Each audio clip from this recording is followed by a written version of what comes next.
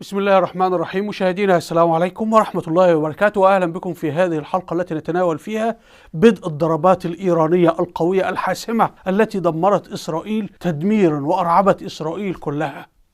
بتقول في إيه؟ الضربات وقفت؟ وقفت إزاي؟ طيب ده احنا لسه بنقول بدأت. قالوا الضربات وقفت، الضربات الإيرانية خلصت وانتهت. طب فيه كم جندي إسرائيلي قتل، ولا فيه مثلا طائرات إسرائيلية اتدمرت، ولا ما فيش أي حاجة خالص؟ الخسائر صفر، الخسائر صفر والضربات وقفت. طب احنا نقول ايه؟ انا وجدت الاعلاميين اللي هم احفاد القرامطة المتخفين بيننا بيصفقوا لايران، وبعدين اتضح نتنياهو بيضحك وبقول له شكرا يا خامنئي شكرا يا خامنئي. طلع كله تمثيل في تمثيل، حاجة مهزلة بتحصل.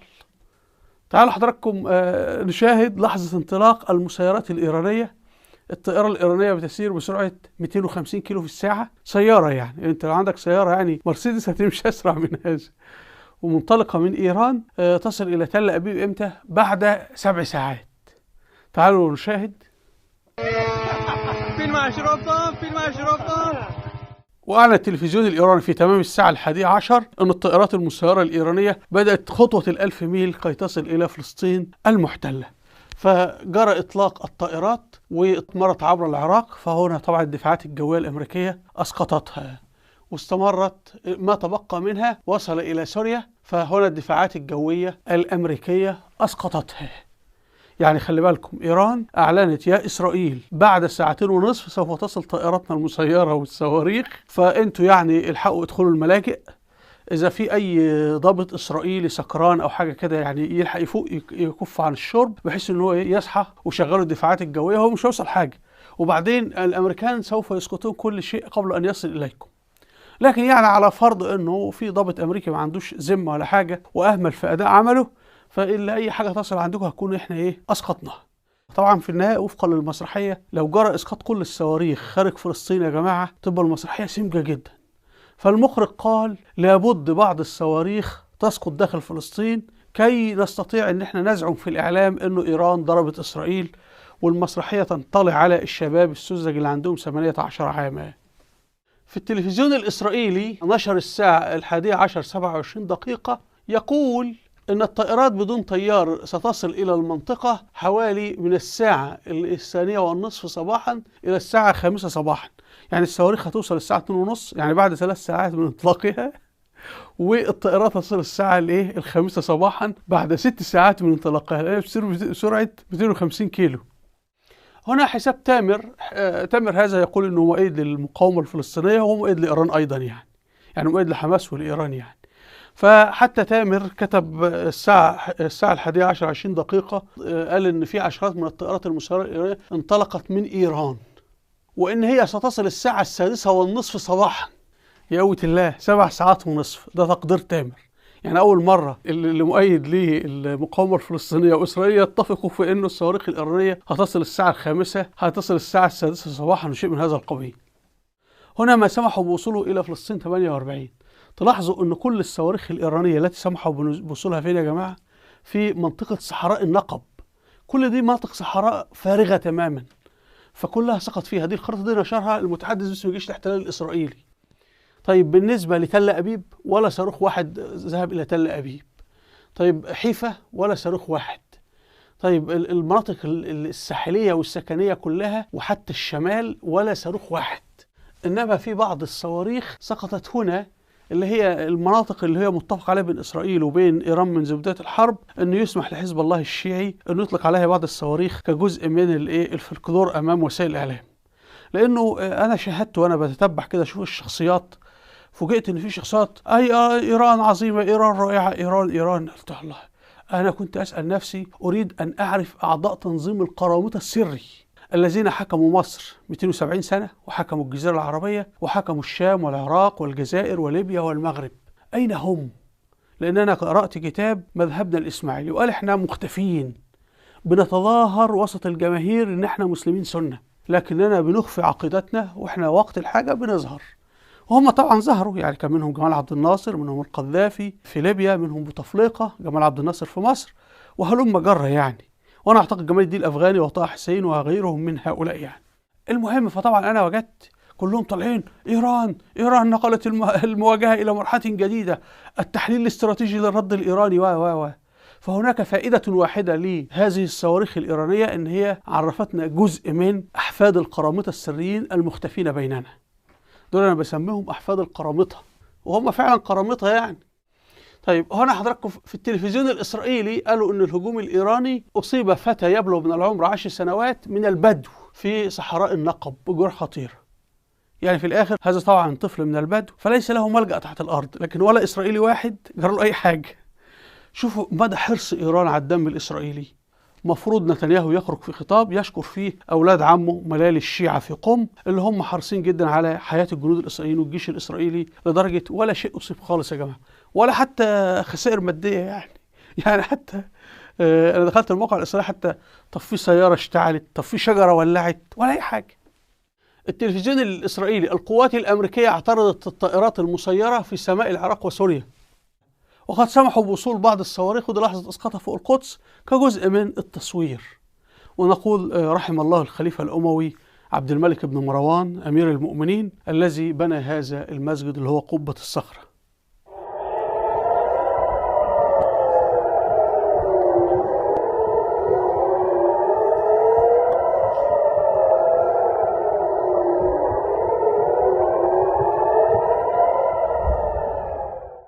أما المتحدث باسم جيش الاحتلال الإسرائيلي فيعني كان مبسوط جدا من إيران، وقال أصلا كل الصواريخ والطيارات دي سقطت بره يا جماعة، ما وصلتناش، ده احنا بس يعني حاجة بسيطة. فالمتحدث باسم جيش الاحتلال الإسرائيلي: إيران أطلقت أكثر من 200 تهديد جوي وعشرات الصواريخ تم اعتراض غالبيتها خارج الحدود. الصحفي الإيراني المعارض محمد مجيد الأحوادي: معظم المسيرات الإيرانية تم إسقاطها قبل وصولها لإسرائيل. المضحك في الأمر أن بعض الصواريخ الإيرانية انفجرت في إيران نفسها فور إطلاقها، فهنشاهد هنا صواريخ إيرانية تنفجر فور إطلاقها من إيران.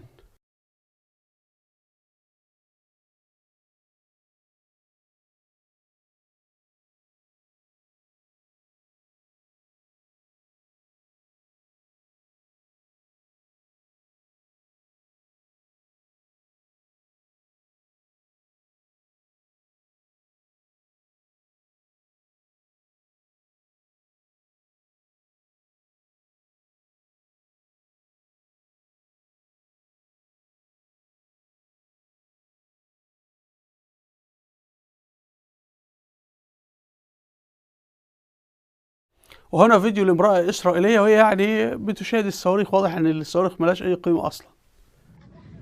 واو واو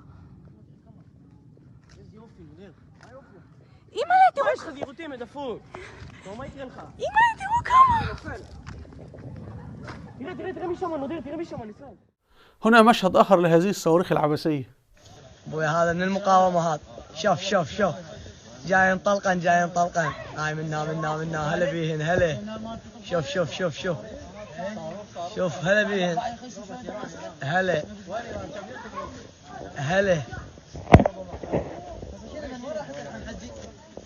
هلا بيهن، وين ما يطيحن خي يطيحن، اضرب ولا تبالي، اضرب يا مهدي. أما الصواريخ التي سقطت في مناطق سكنية وعملت أضرار فهي التي سقطت على الشعب الأردني المسلم، على المسلمين في الأردن. طبعا إيران بتكرههم، لأنه أهل الشام، أهل الأردن وأهل سوريا هم أحفاد الأمويين، أحفاد الفاتحين، أحفاد خالد بن الوليد، أحفاد معاوية بن أبي سفيان، فإيران بتنتقم منهم. يا رب سترك، يا رب سترك الرمث الآن.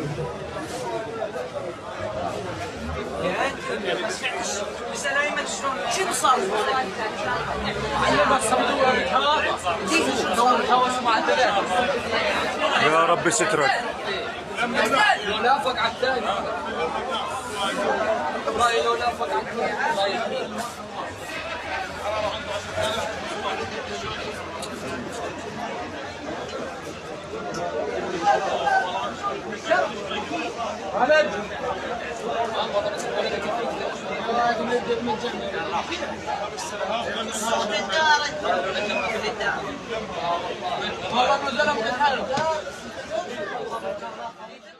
هنا أيضا صاروخ إيراني سقط في الأردن.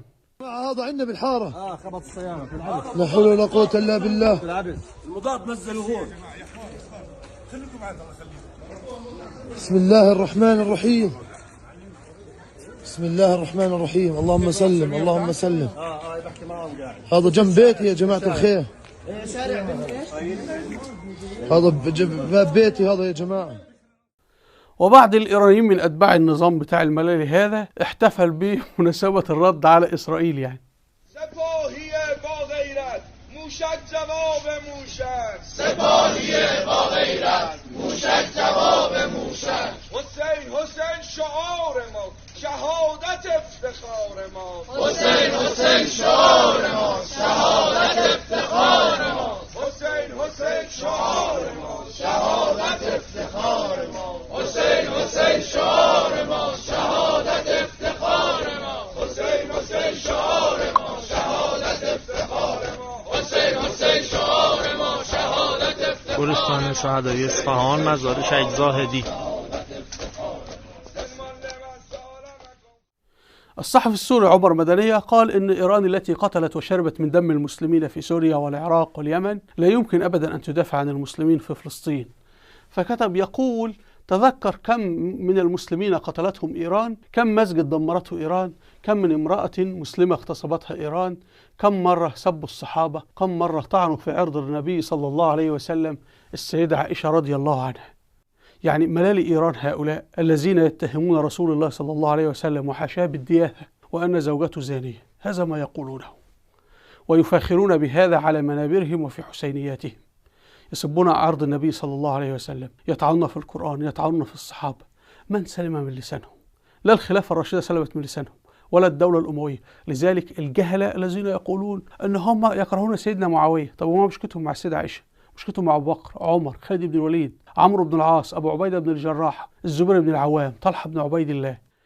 ما مشكلتهم مع الدولة العثمانية؟ ما مشكلتهم مع الدولة السلجوقية؟ ما مشكلتهم مع دولة المرابطين وغيرها؟ هؤلاء هم العدو الذي ذكره الله في القرآن الكريم: وجعلنا لكل نبي عدوا. وهم حزب الشيطان اللي هو مذكور في القرآن الكريم 99 مرة. أما حزب بني إسرائيل فذكره الله في القرآن 40 مرة فقط. اليهود ذكرهم الله في القرآن 9 مرات فقط. أيضا الصحفي الأستاذ عمر بن كتب يقول: السكاكين الإيرانية ذبحت المسلمين في سوريا والعراق واليمن، لا يمكن أن تتصل للمسلمين في فلسطين. الهدف من هذه الضربات الإيرانية هي أن إيران تستطيع عملية تجنيد لشباب المسلمين في الأردن، في الجزيرة العربية، في بعض المناطق، شباب جاهل بيشاهد القنوات التلفزيونية، وانتم عارفين القنوات التلفزيونية يديرها القرامطة. أنا بفتح القنوات التلفزيونية يا جماعة كلها تشهد بإيران، أمر غريب جدا، وكلها ان هذه الضربات حقيقيه والمحللين والتحليل الاستراتيجي ولا ايه. فعلا احنا تحت سيطره القرامطه والله. والدليل ان العالم الاسلامي كله يحيي ذكرى مقتل سيدنا الحسين. واين مقتل سيدنا عثمان بن عفان الذي هو اهم من سيدنا الحسين مليون مره، واللي هو قتل وحوصر في داره 40 يوما، وضربوا المصحف واعتدوا على زوجته وقطعوا يدها وضربوا مؤخراتها وقالوا لها كلاما بذيئا، وقتلوا 10 في دار سيدنا عثمان بن عفان من خدمه. يذكر عثمان بن عفان بكلمة واحدة لتعرفوا إن إحنا إيران ربطنا بحبل وبتجرنا. فلو كنا إحنا مسلمين سنة فعلا لأحيينا مقتل عثمان بن عفان رضي الله عنه. هنا نائب وزير خارجية روسيا قال لإسرائيل علنا: إيران تحارب الإسلام نيابة عنكم، اشكروا إيران. ده حضراتكم في قناة روسيا اليوم، تاريخ النشر عام 2018. العنوان: موسكو وجود إيران بسوريا لمصلحة إسرائيل، وابحثوا على جوجل بهذا العنوان سيخرج لكم.